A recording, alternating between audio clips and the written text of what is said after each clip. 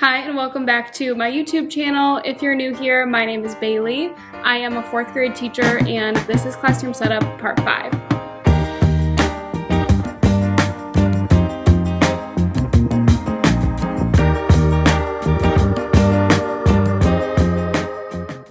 Today is day 1 of 2 weeks of summer school in the morning and classroom setup in the afternoons. I really love our summer school schedule. I did 3 weeks of it in June, and then now we have 2 more weeks right before school is starting. I am one of 5 teachers teaching a class of students that just finished 2nd and 3rd grade. Most of my morning is spent teaching science. We split them up into 3 small groups and they have some science time, math time, and reading time. We are also having a read aloud every day, snack break, and then a recess break built in. So it's a very fun morning. It goes by very quickly as well. It's also really nice because I am teaching science, which, as you know, we are departmentalizing in 4th grade for the first time this year, and I will be teaching science for 4th grade, so it's nice to get a little taste of what I'm in for, and it's helping me get really excited about the school year. Anyway, today is our first day back at it, so I'm going to go meet with the team and get organized before the kids start to come. I will check in with you this afternoon and chat about the things that I want to get done in my classroom. We are all done with summer school for the day. I have one thing that I want to work on in my classroom this afternoon. I got a very exciting package over the weekend, and I'm going to show you what that is and get started on it.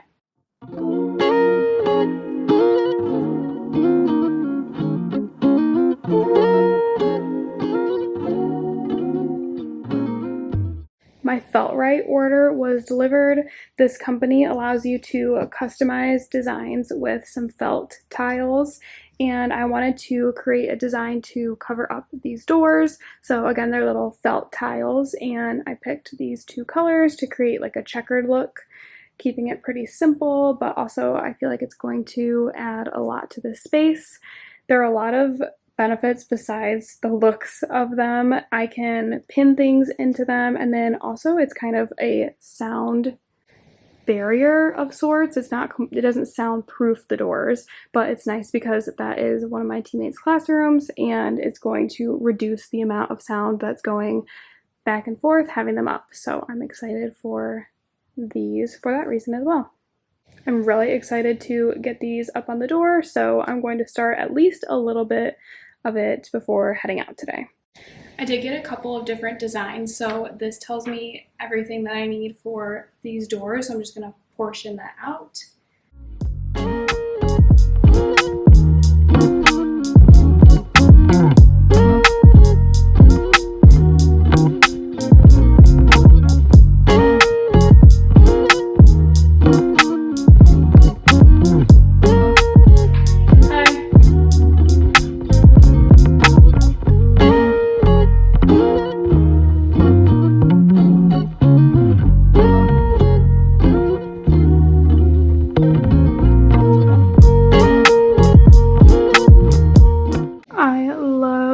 The way this looks. I'm so happy with it.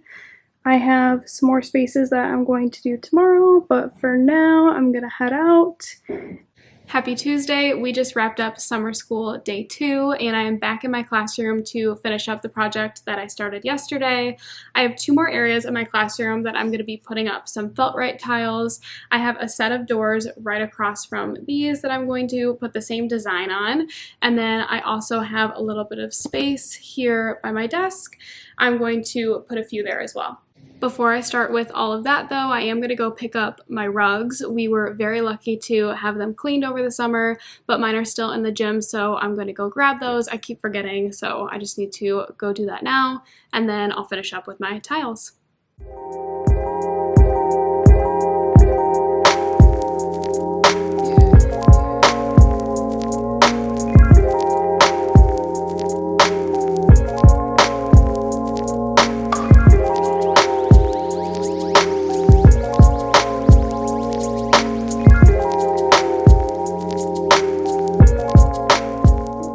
I really am just so happy with how the tiles work out in my space. I think the designs are still simple, but they definitely add a lot to the room. I can also continue decorating them by pinning things up, which I might do especially here at the front of the room. They were super easy to put up. I would definitely recommend if you're looking for something to decorate your walls. Even at home it would be a good option, especially because you can create your own custom designs to fit your space, and you can choose between different colors, sizes, and shapes. Time to move on over to my whiteboard. This should be fairly quick to set up, and then we can chat through everything I have and where I got it from. This is another area that I get a lot of questions about over on Instagram. First thing I need to fix though is the border. It kind of got knocked down during cleaning and I want to reset it anyway. I have those little metal hooks that create bumps in the border, and that is really bothering me. So I got these cable clips that will hopefully contain the cord better and it can all be flat.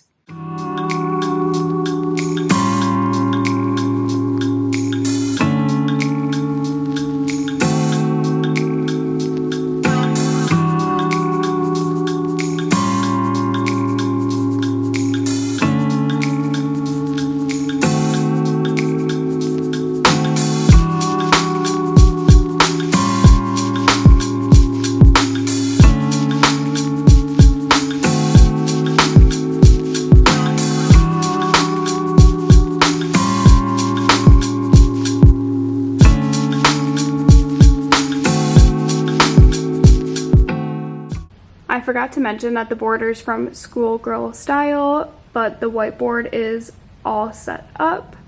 Starting with the schedule, I cut the word schedule out with vinyl using my Cricut, and then I have all of the different pieces of our day on laminated sheets of paper with a magnetic piece of tape on the back.